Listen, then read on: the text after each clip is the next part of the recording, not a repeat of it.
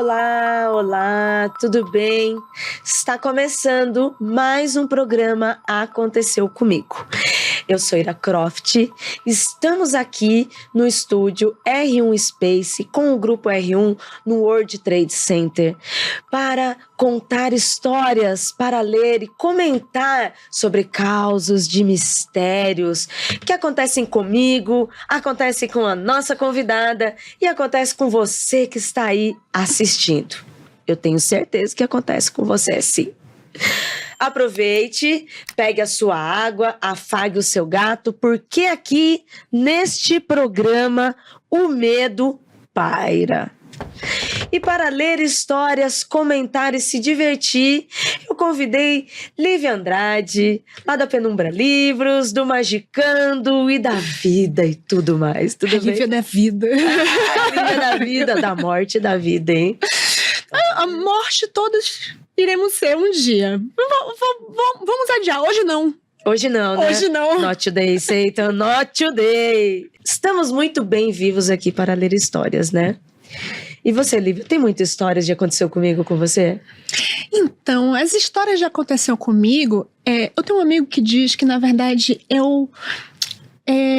ajuda a aumentar as histórias que acontecem em torno. Eu sou o tipo de pessoa que tá lá no lado. Eu sou meio que o Kleber. Eu tô só do lado da pessoa que foi kleberizada. Você, aquele carinha segurando tudo ali, testemunha, cúmplice. Eu sou só estou cúmplice. aqui. Normalmente eu sou cúmplice. É isso. É porque, eu sou pró-erro. Entendeu? Quando há uma possibilidade de alguma coisa interessante acontecer, eu sou pró-coisa interessante. Muito bom, muito então, bom. Seu isqueirinho. Isso, isqueirinho. É porque assim, você não tem histórias pra contar se você fica em casa e se você bebe leite. É verdade mesmo. Concordo com você. Quem não se arrisca não tem história. Quem não deixa, é verdade. Concordo muito. E gosto também. Eu também sou um pouco pró-erro. Primeiro que assim, eu acho que a pessoa tem o direito de ir lá e fazer merda, errar e se arrepender. Sim. Eu acho que ela tem esse direito. Você tem o direito de experimentar. O problema é quando você sabe que aquilo você já passou por aquilo, aí você insiste. Aí eu não posso te defender, amiga. Às vezes a gente faz um pouquinho disso também. Mas eu vejo isso também. Às vezes eu sei de que vai acontecer, porque eu já fiz aquele erro. Eu deixo a pessoa ir lá. É saudável a pessoa ter experiência. Isso, experiência, ter experiência, sabe? Exatamente. Eu acho que isso que no sobrenatural também. Talvez não qualquer sobrenatural, desculpem aí quem tá assistindo, não quero que ninguém arrisque suas vidas, mas até um sobrenatural também, sabe? Há níveis de risco. Você pode ter um risco de ter história para contar. Mas assim, eu ainda sou pró as regras do rolê, que é tipo, você não somar a população, você não diminuir da população e você não passear de camburão. É verdade. Não vá preso, não vá preso, não morra e não engravide, gente, sem querer, verdade. né? É verdade. Bem, vamos começar então com a primeira história desse programa. Eu vou ler a primeira história, a gente comenta, depois você lê a segunda história, a gente comenta e você vai contando suas histórias também, tá bom? E você que está assistindo, nos acompanhe.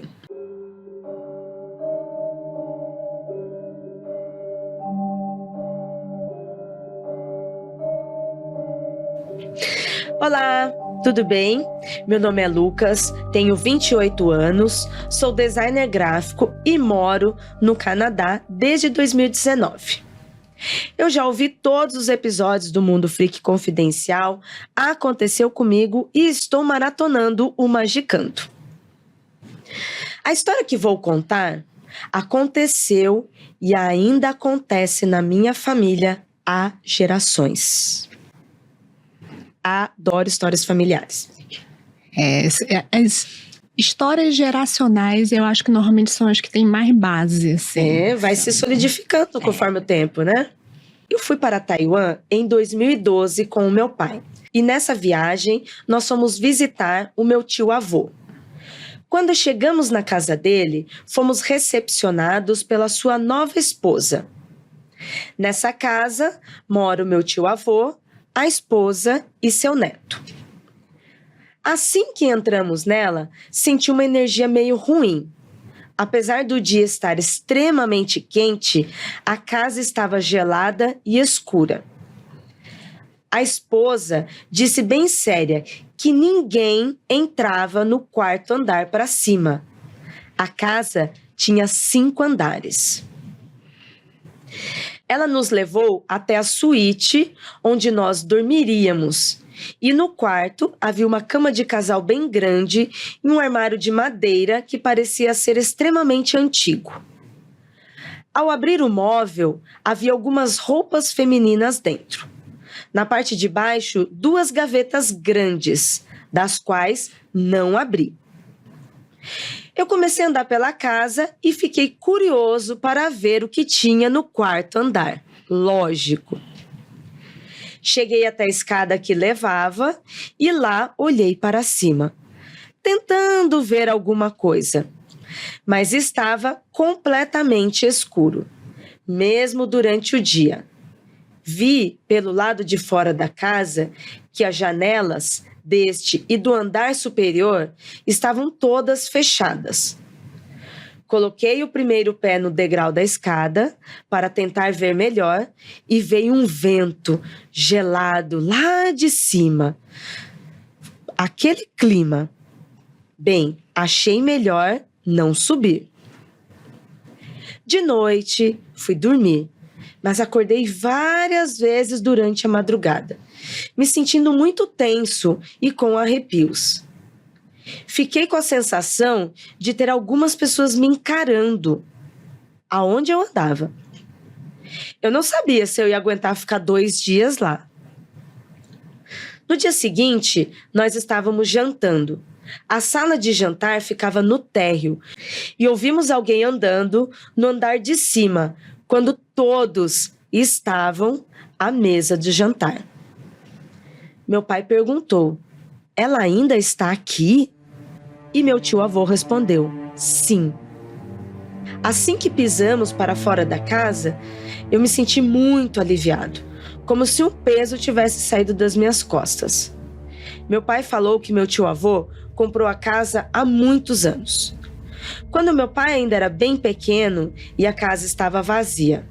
A única coisa que havia lá era aquele guarda-roupas que estava no quarto onde nós dormimos. Sim, aquelas roupas sempre estiveram lá dentro. Ninguém nunca mexeu. Pelo que me contaram, de vez em quando, a gaveta de baixo abre sozinha. Um vestido branco sobe e aparece uma mulher dentro dele. Às vezes, ela só fica parada. E às vezes, ela pisa para fora da gaveta e anda, aparentemente inofensiva. Bem, isso é normal para eles. Ninguém se importa com isso. Lá eles têm uma relação diferente com os espíritos. Ela já é praticamente um membro da família. Observação: bem perto dessa casa fica uma das casas mais mal assombradas do país. Muitas pessoas curiosas entraram lá e nunca mais retornaram. Depois disso, o governo fechou a casa com madeiras e várias placas de aviso. E aí, Lívia Andrade? Então, enquanto uma pessoa que já morou num lugar, tipo, com visitantes, eu só fico pensando. A primeira coisa que eu penso é o seguinte: por que colocaram eles naquele quarto? Porque aparentemente a casa é grande, gente. Já era assustador, né?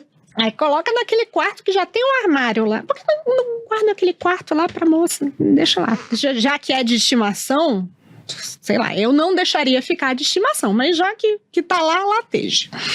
Já está ali. Né? Mas eu não sei, deve ter família inteira já deve estar acostumada com isso, porque é desconfortável você morar num lugar que tem muita manifestação, sabe? É desconfortável, você não consegue fazer desse lugar a sua casa. Aham. E você tem que ter domínio sobre a sua casa. Então, E se essa casa é a casa de todo mundo, né? Pessoas que... Eu imagino... Pessoas que viveram muitos anos na casa, morreram, e os seus espíritos, de alguma forma, voltam para essa casa. Essa casa é deles também. Não é? não é bem assim que a gente tem que lidar com isso. Mas eles devem... É isso pode ser que eles pensem dessa forma. Precisa ser uma casa geracional. A gente não tem mais tanto isso no Brasil, que é aquela casa que foi da sua avó e que passou. A gente troca imóveis atualmente. Quem tem dinheiro para comprar imóvel hoje em dia, gente? Pra só manter. se você... Para manter.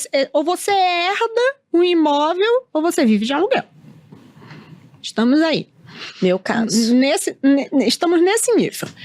Então, se é uma casa geracional, tem essa possibilidade. O negócio é se você se sente bem, se não atrapalha, eu não conseguiria lidar, morar muito tempo Dividindo, numa casa assim. Uma casa em que você se sente desconfortável, sabe? Acho que eu já teria ido atrás de saber quem é essa pessoa, o que acontece, ajudar a fazer passagem para luz, faz alguma coisa ali. Mas morar assim, eu acho muito complicado. Mas é outro país, é outra cultura, você lida diferente com os seus espíritos, se é uma pessoa que é da sua família, às vezes você...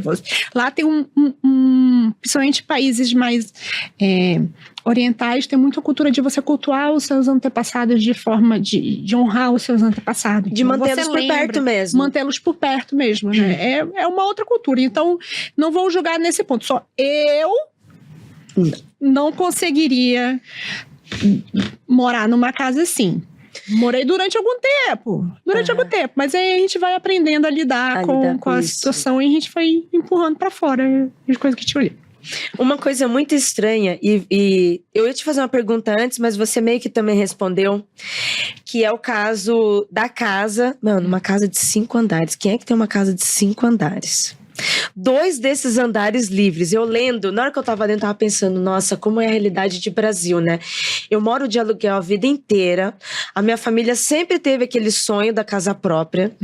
Hoje não, mas quando eu era mais nova, às vezes eu tava, tipo assim, andando na rua, eu vi um terreno vazio, eu vi uma casa abandonada, eu sempre pensava, nossa, essa casa poderia ser nossa.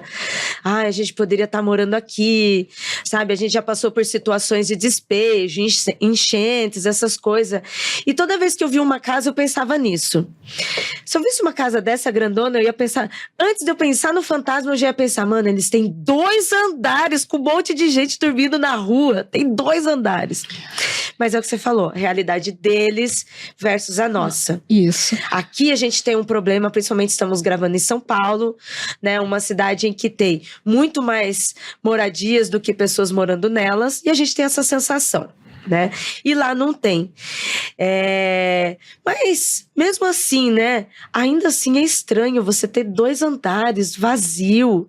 Se torna uma coisa meio... Uma vibe meio sinistra, sabe? Sim, você ter o lugar vazio que não está sendo cuidado na sua casa, por mais que seja, sei lá... Às vezes, eu já morei num lugar que tinha edícula, a edícula não estava cuidada, porque, sei lá, o telhado tava ruim.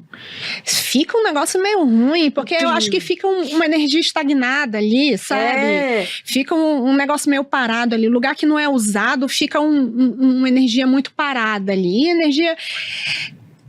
Não sei dizer se é isso, mas uma sensação de meio que nem água parada. Abandono mesmo, né? Água parada fica com cheirinho ruim. Fica com cheiro ruim, fica feio.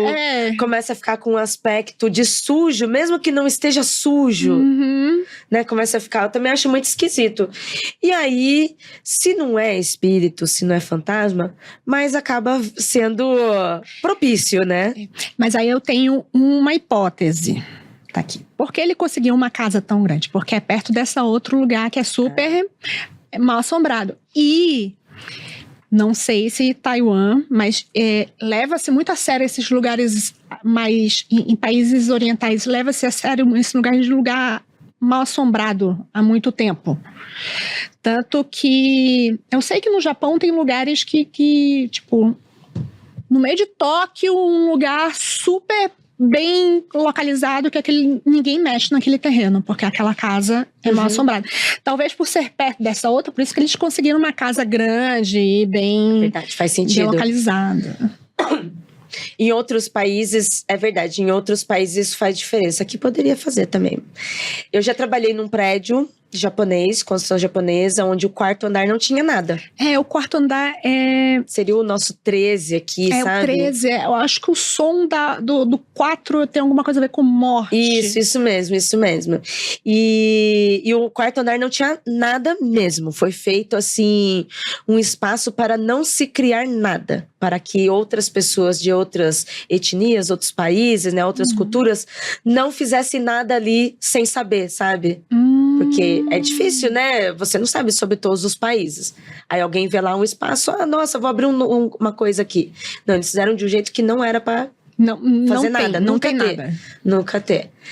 Poxa, legal, hein? Gostei da história. Eu gosto de história de casa assombrada. Eu moraria numa casa assombrada. Você moraria numa casa assombrada? Você tá falando é porque você nunca morou numa casa assombrada. Eu tô falando isso porque eu tô querendo mesmo. Eu gosto de assim, você tá de noite, você desce do seu quartinho, aí você tem que atravessar a sala para chegar na cozinha para você beber seu copinho d'água. Eu quero uma casa, então tinha uma sala para atravessar. Aí você passa pela sala dizendo assim, com licença, estou passando na tua casa. Você tem que pedir com licença para passar de noite. É complicado, né? Eu acho que assim, eu falo primeiro porque eu gosto do clima, segundo, eu não sou média, eu não estou vendo.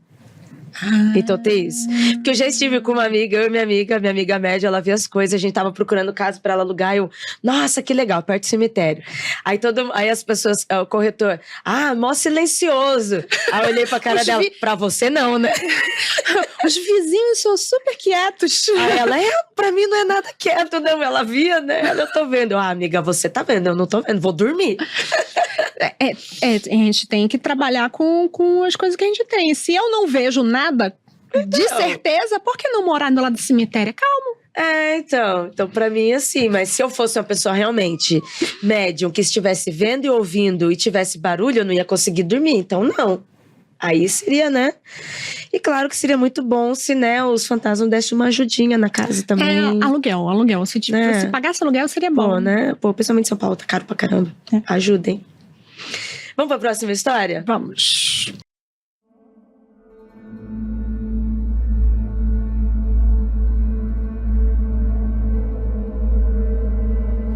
Então, vou ler a segunda história agora. O título da segunda história é Dia de Nossa Senhora.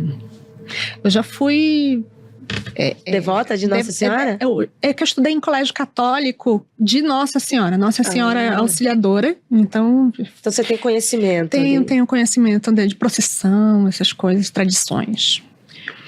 Meu nome é Lucas, tenho 29 anos e sou um professor de inglês da pequena cidade de Suzano, São Paulo. Um abraço para o Kelly. E venho hoje compartilhar o meu caso com vocês.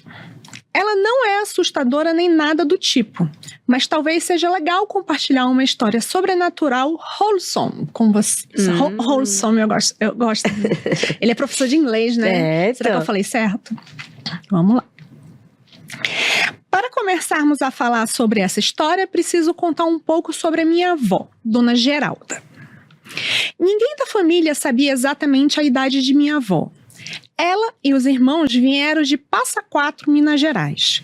E segundo os parentes, todos eles foram registrados anos depois de seus nascimentos. Então, tal qual uma pesquisa eleitoral, você pode jogar a idade deles 2 pontos para cima ou para baixo. No caso da minha avó, alguns de seus irmãos diziam que ela tinha 87 anos, outros diziam que ela tinha mais de 90. O fato é que ela era super ativa. Morava sozinha na casinha dela, no mesmo terreno que a nossa casa. e não gostava que os outros ficassem fazendo os trabalhos dela. Foi uma legítima roceira trabalhadora do começo ao fim da vida. Essas pessoas de interior que são duras, assim, né? Uma coisa interessante sobre a minha avó era o fato de que ela dizia saber quando ia morrer. Seria em um domingo, dia de Nossa Senhora. Seria buscada pelo pai dela e não daria trabalho para ninguém. Era o que ela sempre dizia, e eu ouvia aquilo desde que era criança. Pois bem, em 2019, meu pai e eu percebemos que logo minha avó, que sempre acordava às 5 da manhã, não havia aberto as janelas de casa e já eram 8 horas. Conseguimos entrar e encontramos ela, já falecida, dentro do banheiro. O dia 11 de agosto, dia dos pais, um domingo. Dia que ela costumava ir à missa, pois, segundo ela, o domingo era dia de Nossa Senhora. O choque foi tão rápido que tudo passou em um flash. Quando percebemos, o dia já havia acabado, o velório já havia acontecido, sem correria ou dor de cabeça. Tudo ocorreu quase como se tivesse sido planejado. Caraca! Os dias se passaram e na madrugada do dia 12 de outubro, o dia das crianças, e também conhecido como dia de Nossa Senhora, sonhei que estava na cozinha de casa, preparando meu café da manhã, quando ouvi uma voz familiar da sala de estar. Era minha avó. Eu não conseguia virar para olhar para ela, mas conversamos por alguns minutos. Perguntou sobre o pessoal de casa, se meus irmãos e eu estávamos bem, e se a casinha dela ainda estava de pé. Disse que sim, que tudo estava bem, mas que estávamos pensando em derrubá-la, afinal era perigoso deixar um imóvel vulnerável a invasões bem no terreno de casa. Ela disse que estava tudo bem, afinal, segundo ela, estava indo para outra viagem. Mas disse que eu deveria entrar lá e olhar nos armários da cozinha antes que tudo fosse derrubado. Tentei me virar para abraçar ela, mas acordei imediatamente. Vontade de...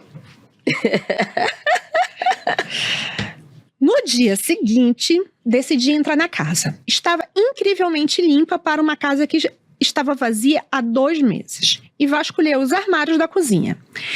Lembrei de um pote de café, onde ela sempre escondia alguns doces para me dar quando eu era pequena. E consegui encontrar o dito cujo lá no fundo da prateleira mais alta. Abri o pote e havia um chocolatinho lá dentro, completamente intacto na embalagem. Eu não tinha conseguido chorar desde o dia que ela partiu. Ela sempre foi o tipo de pessoa que, apesar da melancolia característica do pessoal das antigas, da roça, queria que a sua vida fosse celebrada e não lembrada com tristeza. Mas eu não me aguentei e desabei com o último mimo dela para mim. Depois disso, eu nunca mais sonhei com a avó. E tenho certeza de que ela realmente partiu para a próxima jornada dela. Mas um dia vamos nos ver novamente. Ai, que lindo! Ai, realmente é wholesome. Ai. Por favor, diga o que eu tô falando certo. Ai, que lindo, Lucas. É historinha para esquentar o coração. E é aquelas histórias que... Eu não vou dizer que é comum, mas pessoas que têm ligações... Ele devia ter uma ligação grande com a avó dele. Uhum. Pessoas que têm ligação... Tem isso de você sonhar depois com a pessoa, da pessoa perguntar se tá bem. Eu acho que se chama, sabe? Uhum. Que se chama a pessoa. Recentemente, meu avô faleceu. Na verdade, eu já tinha perdido meu avô há muito tempo, porque ele teve Alzheimer. Então, ele já não tava lembrando e tal. E eu me lembro que ele falava que ele tinha muito medo de ir, porque ele tinha muito que pagar. Eu também. Então, mas eu já nem tenho medo, eu já larguei mão. Já largou, né? Até que o homem tinha muito que pagar, né? E ele era espírita, então ele devia... Sabia, né? Sabia o que estava esperando do outro lado. Tava complicado ali, mas... Ele foi tranquilo, foi bem, então... Mas você já foi preparado para o próximo passo, né? Ele foi preparado para o próximo passo. E essa senhora, ela foi muito assim, né? O pessoal diz que bruxas sabem Quando vão. e uma das características da bruxa tá preparada, esse raciocínio de não vou dar trabalho pra ninguém. Não, a avó do Lucas total, vó de roça mesmo. Vó de roça. Esse pensamento de não quero dar trabalho, deixa que eu mesmo me viro, deixa que eu mesmo faço até na morte. Isso. Deixa que eu mesmo vou lá encontrar com a Nossa Senhora. Nem espera vir, né? A pessoa mesmo vai. Tô aqui, com a malinha assim. Tô aqui, já é pra ir, tô com a mala aqui, tô pronta, tá tudo tranquilo, deixei a louça limpa.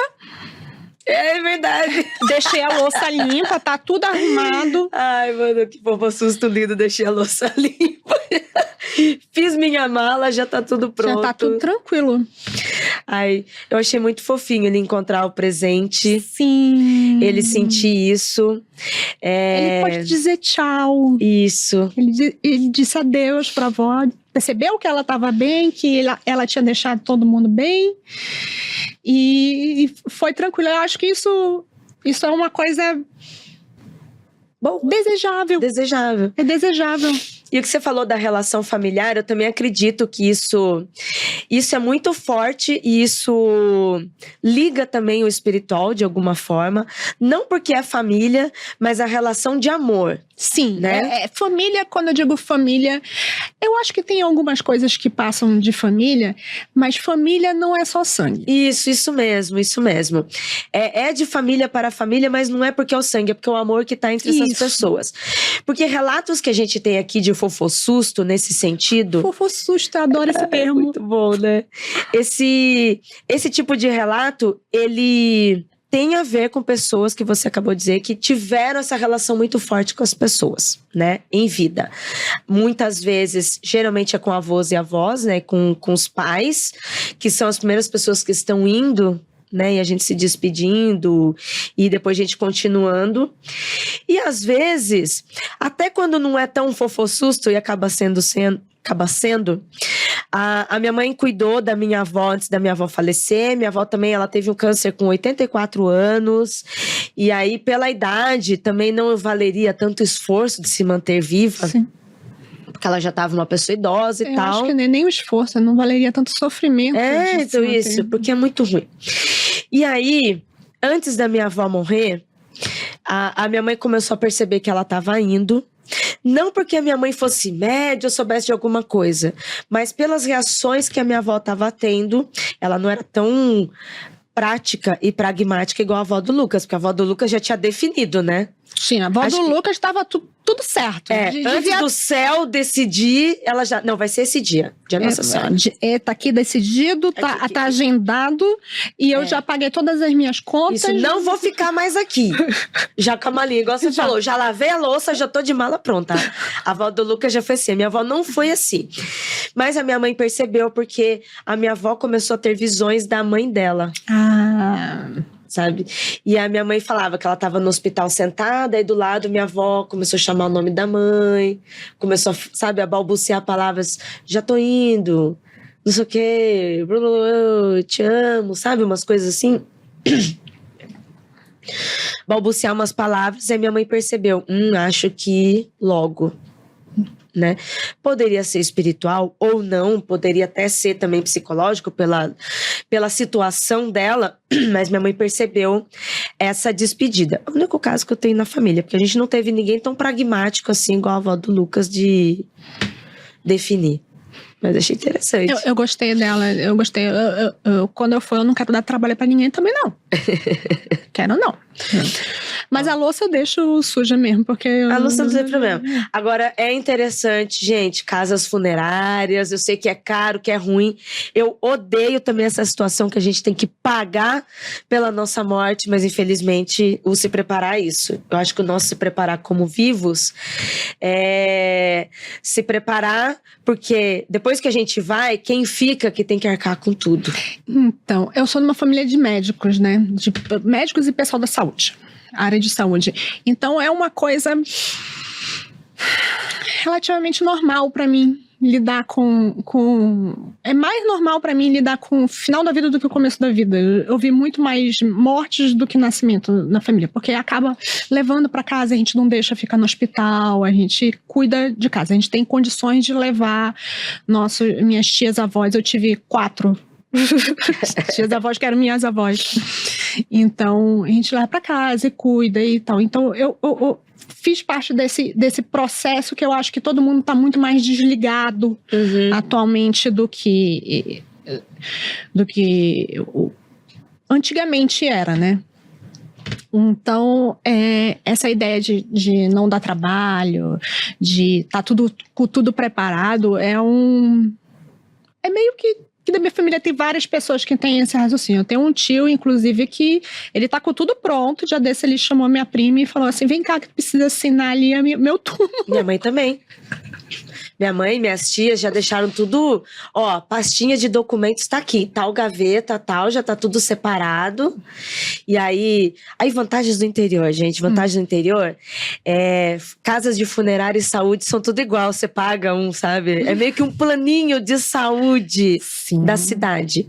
Então a gente tem lá um plano de saúde, que ele é bem mais barato do que esses planos de saúde que a gente tem por aqui, seguro, que aí ele vai te dar um suporte mínimo, claro, né? Mas minha mãe também já tem tudo. E assim, dos mais velhos descendo pro mais novo, ela só fala, se prepara. E aí eu quero ser cremada, né? Desde criança. Ela falava assim, quer ser cremada? Então você já deixa pago. Já deixa pago, porque parece que é mais caro, né? Mas pelo menos não tem aluguel, gente. Eu acho isso... Estamos falando de coisas super mórbidas aqui, mas eu não necessárias, tenho é burocracia. Eu fui no cemitério na Argentina, aquele que tá lá, Evita. Então eu vejo assim, tem famílias riquíssimas, tem os seus mausoléus lá. E tem outros caindo aos pedaços. Eu fico pensando assim, meu Deus, isso aqui é no meio de uma cidade super importante e o cuidado disso. E, sei lá... Gente, olha onde veio a cabeça. Se eu quisesse ir lá roubar um corpo, era 3 palitos. Eu disse, meu Deus, não tem cuidado nenhum. Eu prefiro ser cremada também. Porque você não tem aluguel, não precisa nada. Sei lá. Será que eu posso falar isso? Fala. Eu queria que me crema e me planta em cima de mim, planta uma mangueira. Vai ficar bem bonita, cheia de fruto. Tem bastante gente com esse pensamento, viu? Porque aí, toda vez que for época de manga, o pessoal vai lá chupar e vai pensar em mim. Que delícia! O cão chupando manga. Aí a pessoa vai dizer, nossa, a Lívia tá uma delícia esse ano. Que delícia. Esse ano a Lívia tá docinha, né? Aí quando não tiver muito bom, a Lívia agora tá meio azeda, né? Ai, Lívia. Acho isso é um pensamento de continuidade, né? É legal, é muito interessante.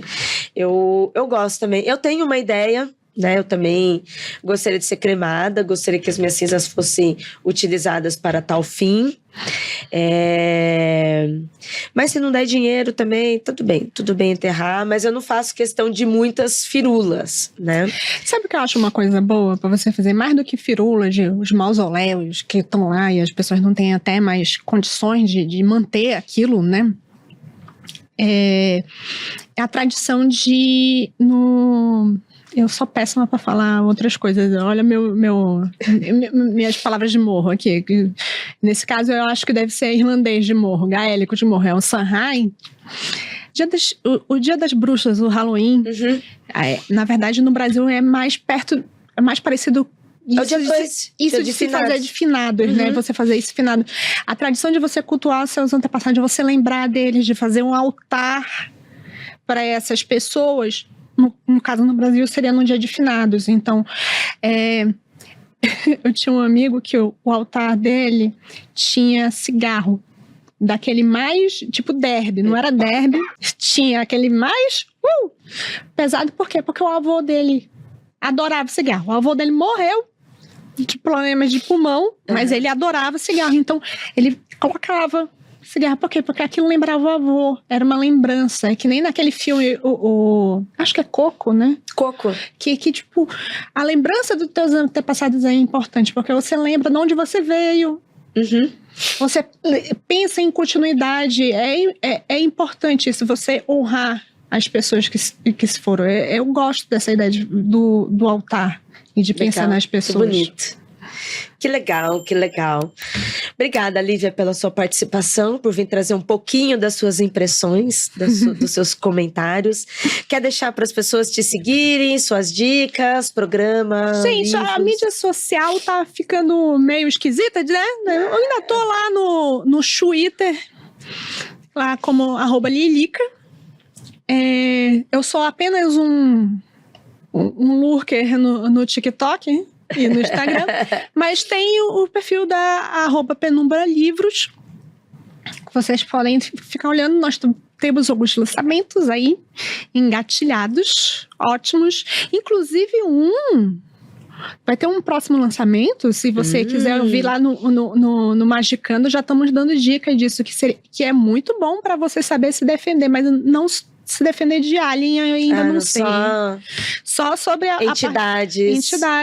Vai ser muito bom. Que legal, gostei, hein?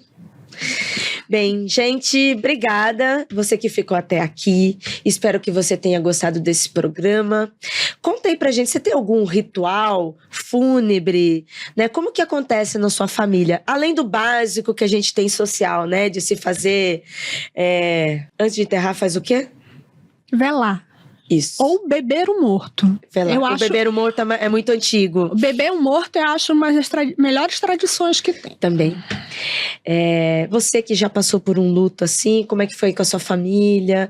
Como é que aconteceu com você? Você tem algum ritual? Você tem altar? Conta aqui pra gente, tá? Pode ser religioso, como pode ser simbólico também, né? E isso também é um tipo de religiosidade, você se ligar a isso. Conta que a gente quer saber, tá? Estamos aqui no R1 Space, produzindo e vivendo esses programas e histórias incríveis como essa que a Lívia contou aqui, tá? Obrigada e até a próxima semana.